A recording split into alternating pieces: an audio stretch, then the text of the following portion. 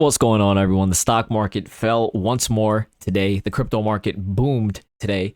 And also earlier today, I made another YouTube video outlining the exact details of why I bought and sold all of these trades. I post all of these trades live on Twitter. Thank you so much for all of your support. I post them live on Twitter for free. So yeah, thank you so much for all of your support, your likes, comments, and subscribes. And let's go ahead and start the video. So the SPY. I was saying that the NASDAQ and the SPY, looked very, very weak because the RSI was starting to flatten out and because there was extreme momentums to the downside. When the RSI or the MACD start to flatten out, when there is a huge downward move, right? That points to another vomit to the downside. So let me give you guys an example of something that I shared on Twitter a few days ago. So look at right. Actually, all right. Starting from these two candles, you can see the RSI down here began to become really flat, right? So after a huge downside move right here, right? The RSI did not fall as heavily as it should compared to the sharpness of the downward move. Okay, so that was the first sign of something, being wrong here, right? But the main thing that I want to show you was the flattening of the RSI. So the RSI started to flatten while the price also, lowered, right? So we technically, very slightly, we did fall down lower, right? But another thing to take into consideration is that this strong momentum to the downside should have caused the RSI to still go down lower.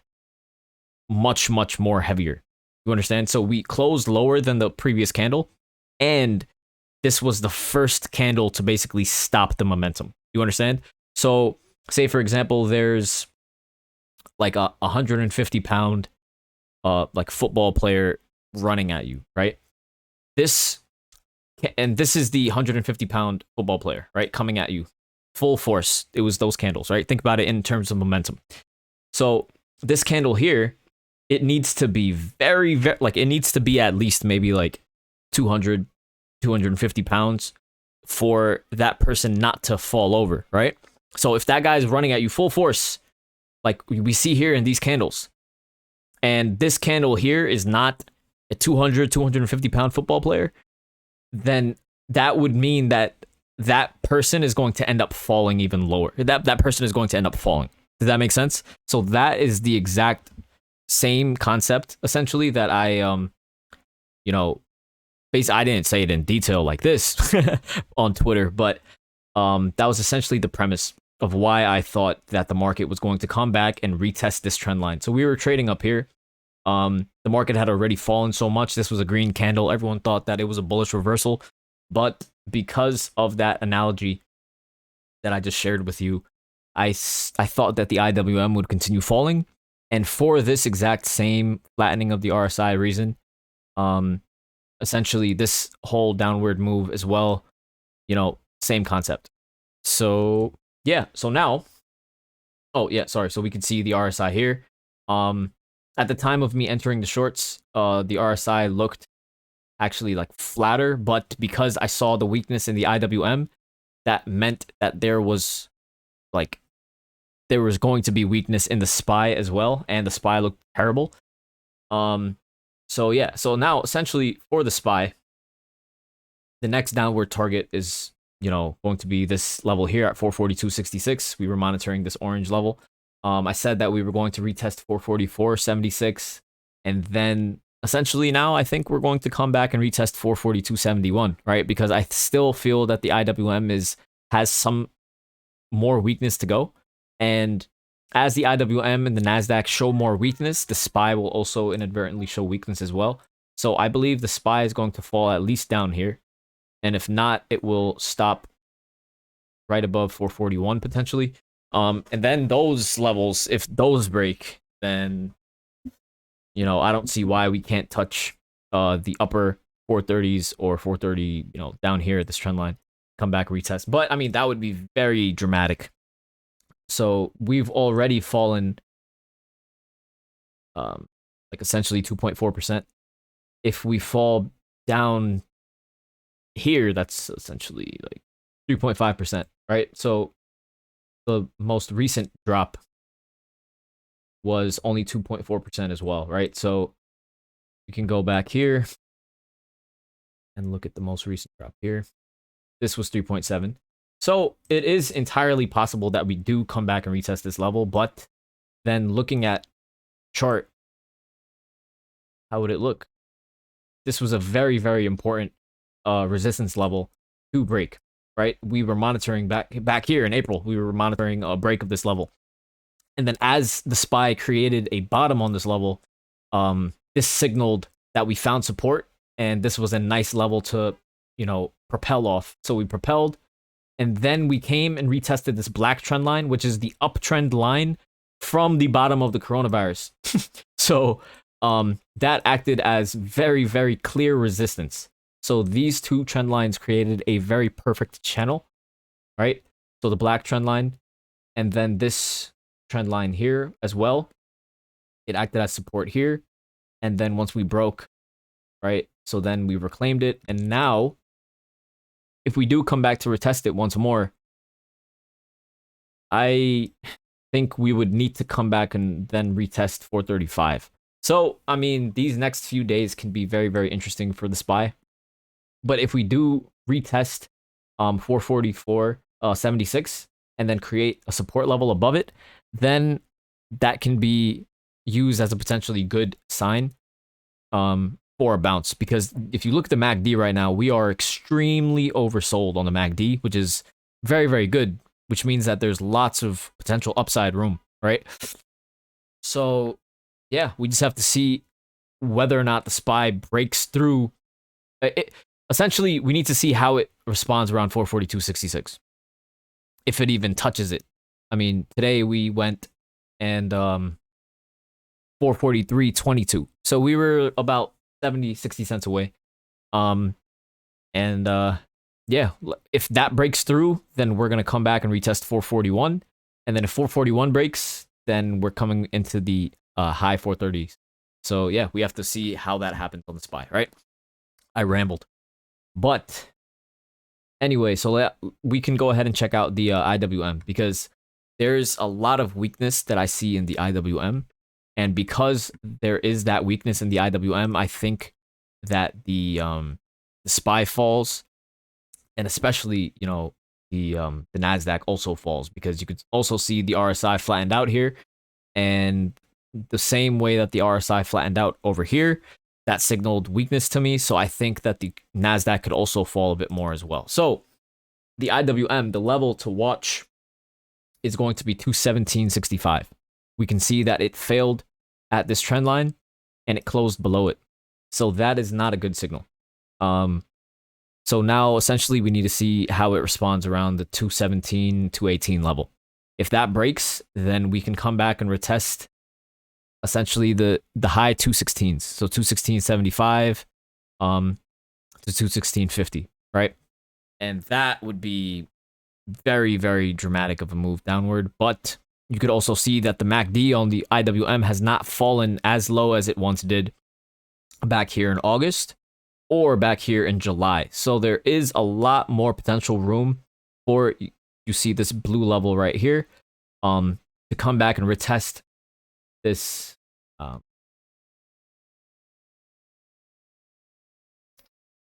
this trend line right here. Okay, so you can see that there's a lot more potential room to go on the MACD for the IWM, and that does not look great, right? So now we can go ahead and check out the NASDAQ. So the NASDAQ also does not look very good because of that same flattening of the momentum for the RSI.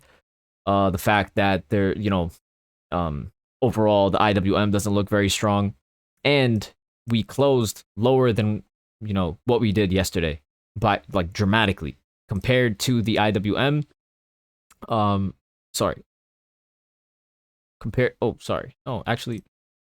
Anyway, we closed not as bad as the IWM. So yeah, I was saying that the IWM was leading the weakness, but we closed below yesterday's close.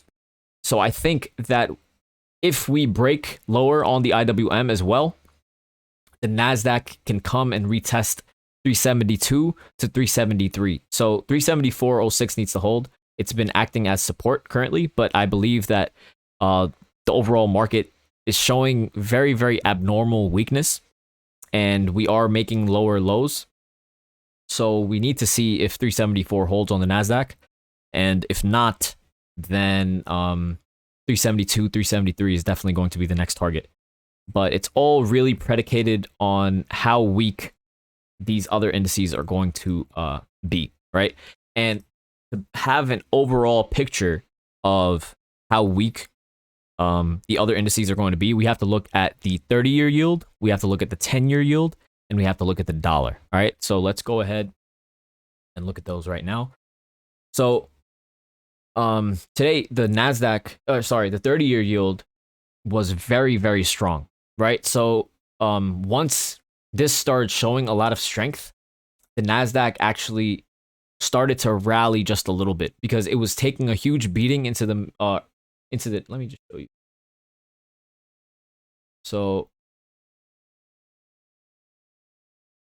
So right here, at the open, the NASDAQ took a huge beating, right? Big dump, right? And then the 30-year yield, started showing like a lot of strength.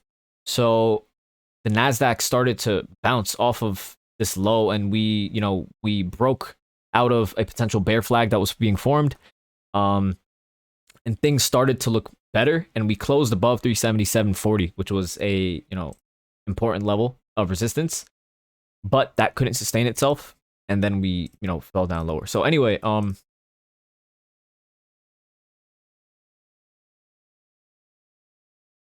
yeah, so the 30-year yield crossed well above on the MACD, so now it's technically overbought, and we did close yesterday above the 20 exponential moving average, which is a very good sign, right? But as you can see today, we're trading right wrapped around it, and that is not the best signal, right? So we need to see way more strength above this level here and to show like a continuation of this momentum, because if the 30-year yield and the dollar both do well, then the NASDAQ does well. So we need the 30-year yield to continue to show lots of strength, and if it doesn't, then the NASDAQ most likely will not show substantial amounts of strength as well, right? So there's the analysis on the 30-year yield, right? So now let's look at the 10-year yield. So the 10-year yield, it is essentially when the 10-year yield and the dollar are bullish together, then the IWM or the Russell 2000 is bullish. And that was the correlation for months that has been created. So now we need to see if that's going to continue. So today we also see like it was very bearish on the 10-year yield, and we're continuing to fall down lower. But there was negative divergence. So yeah, like there was negative divergence in the price of the 10-year yield. So the price was going higher, right? But the MACD was going lower. So this is negative divergence. So now essentially we need to see if this uptrend level can sustain itself. And if it can't, then that would signal lots of weakness for the IWM. And if these levels here break, then that would be very, very bad for the price of the 10-year yield and potentially for the IWM, right? But essentially that all really depends on, if the 10-year yield and the dollar go down. So now let's go ahead and take a look at the dollar. Okay, so here's the dollar, right? You can see that this is a bear flag. We created an overbought situation on the MACD, and the RSI looks bullish, right? So once more, this is not an entirely bullish chart, right? So we need the dollar, like the dollar looks very similar to the 30-year yield in terms of the MACD, in terms of it trading around the 20 exponential moving average, in terms of, just the weakness. So we need to see how the dollar responds at these levels here. And I mean, overall, it looks kind of bearish. So if the dollar goes down, in unison with the 10-year yield, then if the IWM falls that heavily, then the rest of the indices will also potentially fall. But again, you know, the market has been showing substantial strength, and this is not a reason to be alarmed. Any of these things can be solved with a few tens of billions of dollars. But regardless, I mean, like, hedge funds and institutions and banks, they all understand that they're incentivized to keep the stock market price of these companies high, because if those prices start to fall substantially, then it would mean very, very catastrophic things for you know, the economy, essentially. So that's why for the past year and a half now, the market has just been in a huge uptrend. So it's always good to just zoom out and look at how strong the market has been, especially when things look very, very bearish, because it'll help put things into perspective. And because every single time this past year and a half, I think, every single time we've made a huge downward move, people have always thought that we were going to break the 220 level and, you know, retest the lows, that this move was unsustainable, blah, blah, blah. But here we are, right? So things do look bearish, but, you know, overall, the dips are to be bought currently. And until proven otherwise, that's what we'll continue doing, because that's the proven method that's been working overall all this time, right? So there's my analysis on the overall stock market. Now we can go ahead and check out the crypto market. So Bitcoin came and almost essentially retested these old lows back here at 42,900, right? It broke down this bear flag pattern, right? And then it reversed all the way back up, and it now looks like it's about to close above this very important level of resistance. If it closes above 46,895, that is going to be very, very bullish. And then the next level that it needs to close above is 47,419. If that level closes as well, then Bitcoin is back in business, in my opinion. We can see that the MACD is starting to cross above, right? So once it crosses above, that's supposed to be very bullish. And if we can cross above tomorrow, right? If the MACD crosses above tomorrow, while also Bitcoin crosses with strength past 47,850, then that is going to be very, very bullish for Bitcoin. And yeah, so now we just need to essentially see how it responds now at those levels. All right, now we can go ahead and take a look at Ethereum. So Ethereum, not as strong as Bitcoin, still a bit more oversold compared to Bitcoin as well. And if Bitcoin does break, then Ethereum should follow and break 3482. You can see that it also tested, you know, almost tested to the exact point essentially, and you know, it bounced back and is now breaking above the down triangle, essentially the bear flag that was being formed, right? So things look bullish on you know, the crypto markets as well. And overall, yeah, the crypto markets do look good. It's going to be pretty interesting to see what happens in the next few days in both markets. And one of the most important things to keep in mind is that quad witching happens this Friday. And because that happens, like, quad witching essentially is supposed to be known as a very, very volatile time in the market where things take downturns, right? So that's what we've been seeing this week so far and heading into, you know, the end of last week. So let's see if we continue on in that trend essentially for the next few days, all right? So thanks for watching the video. Hope you guys enjoyed, and I will see you guys tomorrow. Thank you.